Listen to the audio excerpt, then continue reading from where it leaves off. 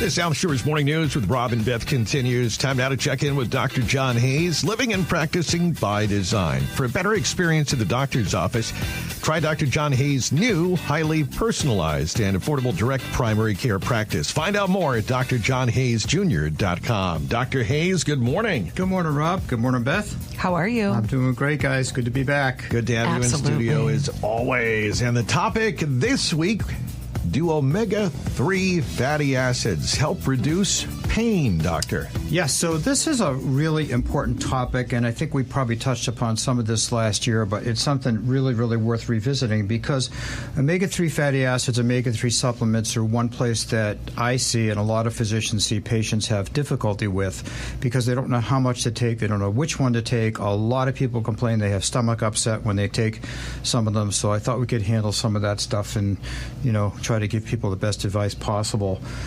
The other thing with regard to reduction of pain, there are studies that do show that appropriate dosage or diet combined are as anti-inflammatory as taking some anti-inflammatory medication such as naproxen. Wow. Yeah, it's huge. So they do have a very, very powerful effect. But they do have certain medical contraindications. Number one, if you have a bleeding disorder or you're on antithrombotic or anti-bleeding medication, or I should say anti-clotting medication, you should not be taking omega-3 fatty acids without your physician's oversight. All right, I didn't know that. If you're like on a blood thinner, you want to be cautious, right? You just want to be cautious. There are interaction checkers and that type of thing, but you always want to lean on your physician before you start taking anything like that.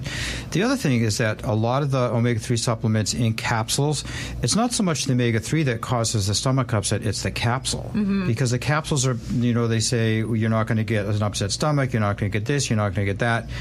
Basically because some of the capsules don't fully dissolve in the stomach, so it creates stomach upset and, sometimes, like regurg type symptoms that people just don't like, or they have a bad taste in that type of thing. Yeah, some people, they say that the pills that they have like gas when they have the fish, and they say, and I always feel like I'm tasting fish. Aren't they usually made out of, I burped the fish oil back up. Yeah, right? And aren't capsules made from gelatin a lot of the time? That's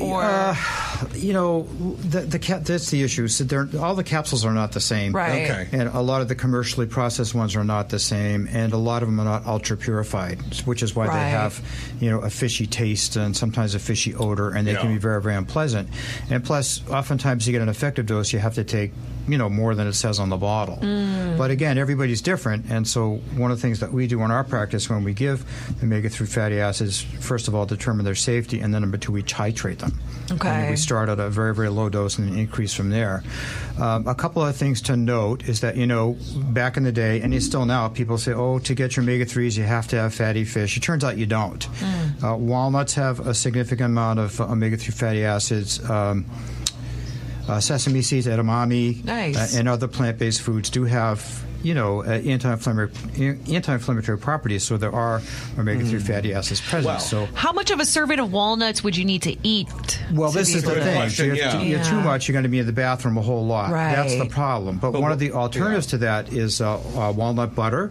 Although it's actually quite good. Walnut butter. Yep. Okay. That sounds delicious. Yep. It is really good. But again, you only need a small amount to get a fairly decent dose. And then other things like chia seeds, and if your diet is basically anti-inflammatory. And then of course, when you eat fish, cold water fish, salmon, sardines, mackerel, they're usually the highest in the omega-3s. Oh, that's so interesting. I know, because unfortunately, I'm not really a big fish person, but I had those sciatica issues, and I think women have like higher inflammatory rates than men, and so I really would love to get into anti-inflammation. It's tough for me though with my diet and what I prefer, and then the supplements are tough. The supplements are really tough. This is why in our practice what we commonly use is an ultra purified liquid that we can titrate the doses up and down. We also tend to prefer one that's very high in what's called EPA, which is probably the most anti-inflammatory of the two fatty acids, EPA and DHA. There's more to it, but again, everybody's different. But again, it's something this is one area of supplementation we don't recommend. Don't tackle it yourself. Don't tackle it yourself. And I was going to say, looking at the list of things, then is this something that we tend to? I would think as Americans, we're probably low on our omega-3. Oh my God, yes, totally. We must be lacking. We in eat a lot of inflammatory foods. We do, right? Exactly. Red meat. Yeah. It seems like more and more that we hear more about the inflammation and trying to reduce that, and that seems key to less surgery, health issues, and even longer life. Totally. And it seems to come down to that inflammation. I feel like there's so many things that cause it, though. That I think that we are consuming or do. I'm hearing reports that they're thinking COVID's now an inflammatory disease. Well, viruses do cause inflammation for sure, and the worse the virus, and the more sick you can be. Right. They're saying it specifically inflames the brain. So what kind of foods should we eat more of without going over the top? Could we just have a few to incorporate more? Simple. Okay. Like we've talked about before, one of my mentors always says, the best thing is eat healthy, mostly plants, not too much. And if you just remember that, and I tell people, so if you have intolerances, rather than going down the rabbit hole and having thousands of dollars worth of testing, still you can go back to basic avoidance diets, which go a long way. I use these oftentimes in kids and adults. Back in the day, there's a wonderful pediatrician who wrote a book called Feed Your Kids Right. And the first thing he used to say is that the first thing I do with kids that are having issues, I take them off of wheat, eggs, and dairy. And I had a patient this week with gastric distress from multiple infections over the winter, including flu, norovirus, etc. The first thing I said to her, stop wheat, eggs, and dairy right away. The next day, she was significantly better. Wow, that's incredible. Yeah, so it's just simple avoidance diet and eating more healthy. That's the thing. It's really the processed foods, the sodas, the candies, the snacks, and that type of thing. And the drinks, oh my God.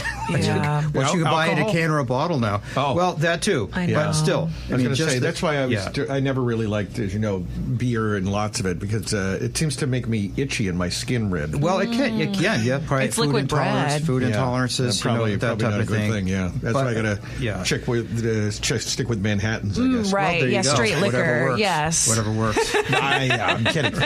But obviously diet's important, and then so I guess the thing what you're saying is make sure you check with your doctor about before just going on supplements and going nuts with that. Yes. And if you have a significant underlying arthritis, for example, rheumatoid arthritis, we have a significant amount of patients in our practice with rheumatoid arthritis, and a lot of them must be on medication, but they oftentimes do well by adding some omega-3s, but in very, very controlled amounts. Can I ask you something? Sure. Because I try to take fish oil, and then I really did not like, tasting the fish. I would burp it up. But so then I read online that it was good.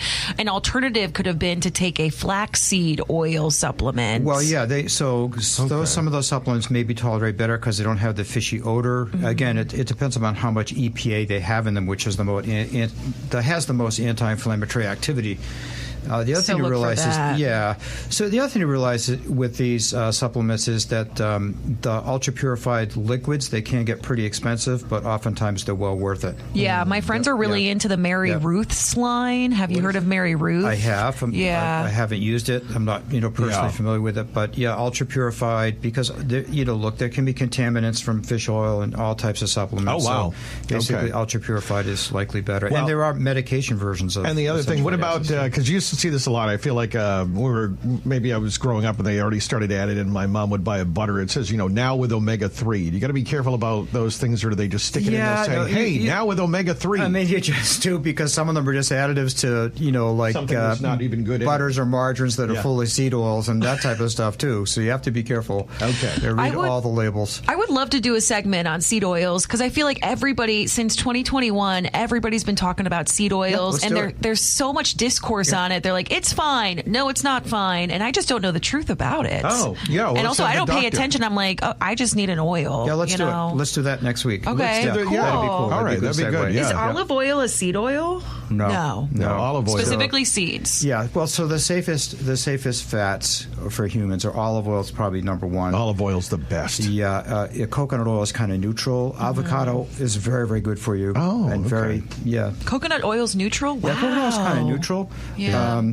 it can change some fatty acid levels in the blood. Some patients more than others, but still it's better than seed oils. The seed oils tend to be pro-inflammatory, and they are also, even if it says like this product's organic but it has seed oils in it, the problem is the way they process the seed oils to get them are oftentimes processed with very, very toxic chemicals. Oh, Right. wow. Okay. That's important.